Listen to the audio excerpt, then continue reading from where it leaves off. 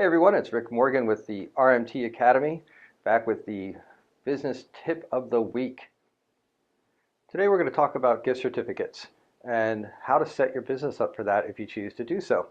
You may be just starting out and thinking maybe I'll set up some gift certificates or start selling them, or maybe you're already doing it and you just haven't given much thought to the process yet.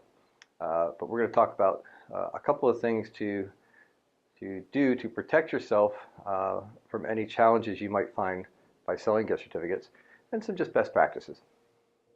The first thing you're going to want to do, even if you've already started selling gift certificates, is set up a separate checking account for the monies associated with your gift certificate, both the sales and the redemptions.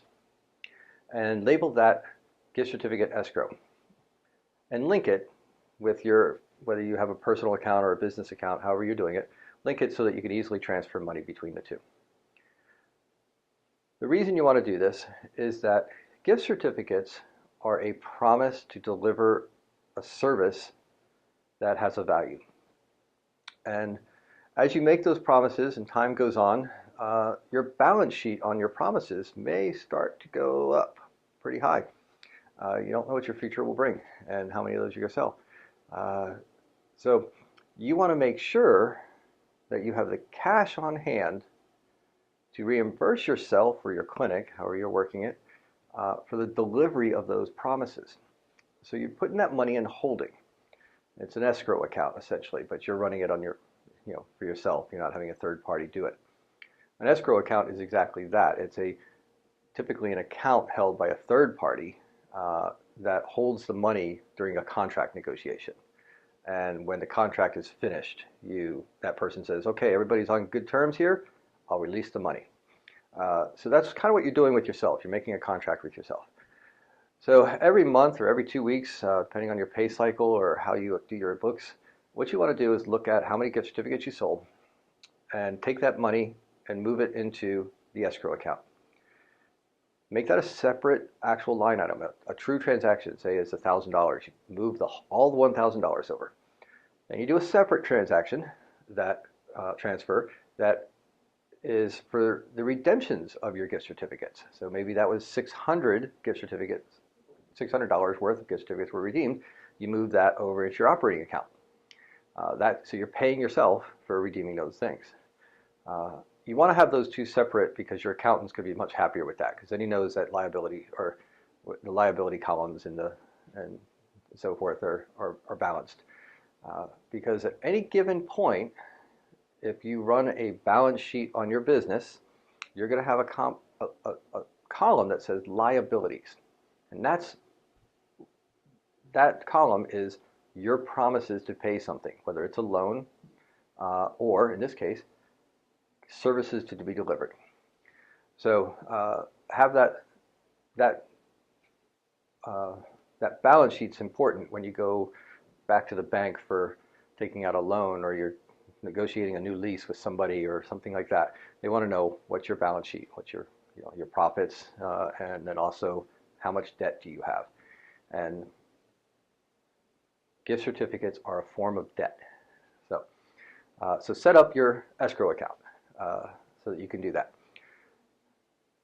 My other advice on gift certificates, if you so choose to do that, is to make sure you have, I'm assuming you're going to have a website. Please get a website. You can set them up pretty easy nowadays if you don't already have one. What you want to have is some kind of online store where somebody can buy a gift certificate online and print it at home, or send an email with that gift certificate.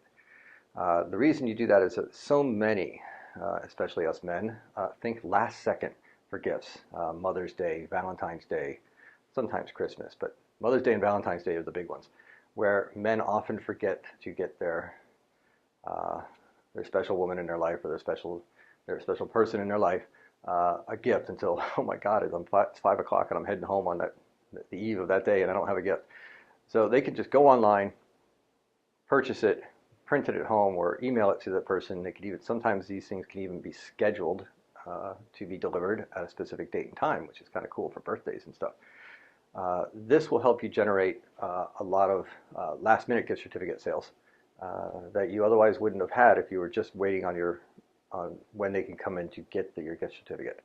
This is extremely powerful tool, especially if you have a single practice, a single person practice where your office isn't open that often, or you lock your door when you're doing massages and somebody can't just drop in.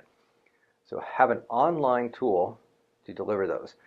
You could just do a search on Google for online gift certificate system or something along those lines, and you'll find a couple of them. It's going to cost you a percentage of that, but it's not that big, and you save the money in the fact that you're not having to mail or print anything for your gift certificate. So it comes out to be pretty close to a wash. So that's my tip on that.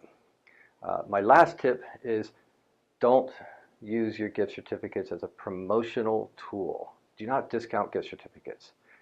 They tend not to be great referral sources anyways, and to discount it or to even advertise selling them takes away from your bottom line, and you probably won't recoup that. You probably aren't going to attract your ideal client through the sale of gift certificates. So those are my tips for the day on gift certificates. Set up an escrow account, use an online service to print them on demand, and don't discount them.